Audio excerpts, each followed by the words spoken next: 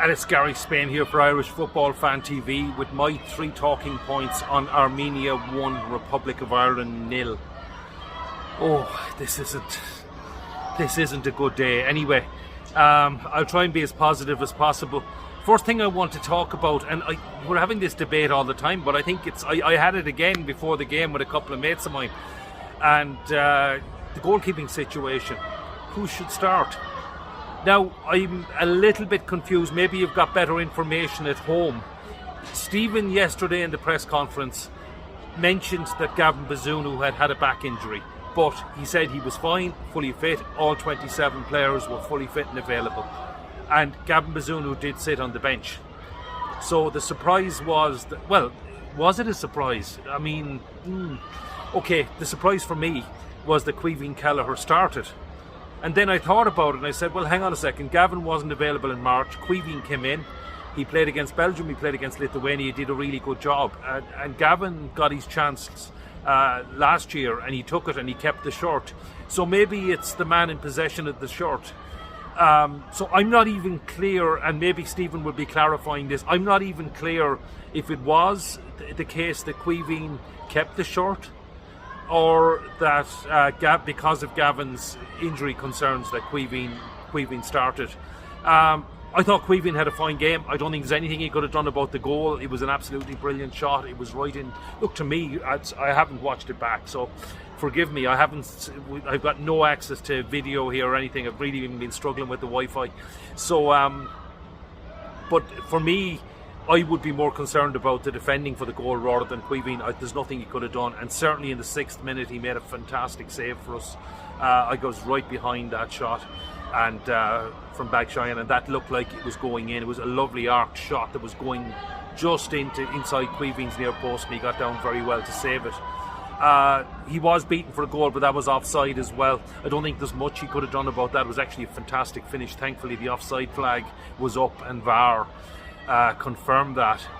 So look, I think we're actually blessed to have such fine goalkeepers.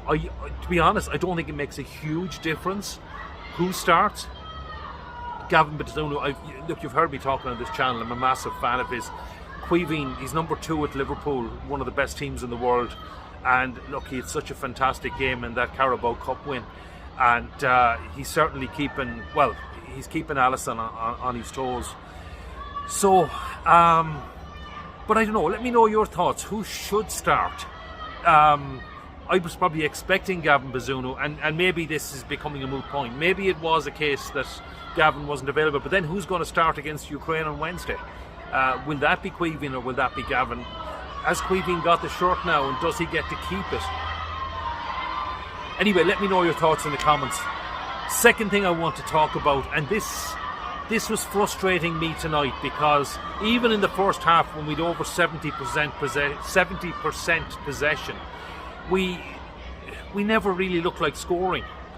And in the final third, a lot of our balls were kind of a bit aimless, a bit just not precise enough, and they were comfortable enough defending against us, whereas when they were on the break, we looked very unsure and they looked much more of a threat. They seemed to just have much more conviction about them, and when they got the ball, they didn't get it much, because we actually kept the ball, particularly in the first half. We kept it very well, not so much in the second half, but in the first half when they got the ball, they had a lot more conviction about them.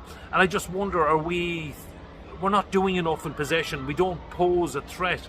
Look, I know we scored over 20 goals in a year, but it really felt like we weren't going to score tonight. Just we weren't at it, particularly up top, but the balls weren't going through.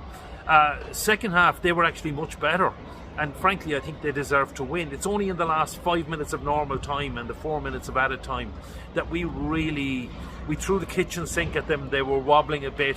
They were definitely hanging on, and their fans were delighted to hear the final whistle, but I have to think they deserve it. And I don't know, what do you think? Do we have enough of a cutting edge? Maybe I'm being too harsh, because look, we scored plenty of goals, but I'm also going back to the Lithuania game now as well, and I know we had a few chalked off for offside, but we didn't get the winner till the 7th minute, and we didn't look like scoring tonight, frankly, and that was very disappointing for me. It was a really disappointing performance.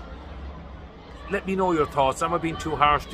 Looking in at home, did you think we were banging on the door? And just, I don't know, I didn't feel like we were. Okay, the final thing I want to talk about is, I want to end this on a positive. And the real positive for me is the Irish fans, because 471, I think, was the number of fans that were here. It was really, really awkward to get here. Look, Yerevan's a long way from Dublin. At the best of times, it's not easy to get here. With the situation going on with Ukraine and Russia, the routes through... When I came here for the under-19s in 2019, I came through Moscow. Moscow's no longer an option to come here. It's really awkward. I changed airports in Warsaw on the way out. I'm changing airports on the way back in the morning in Warsaw as well.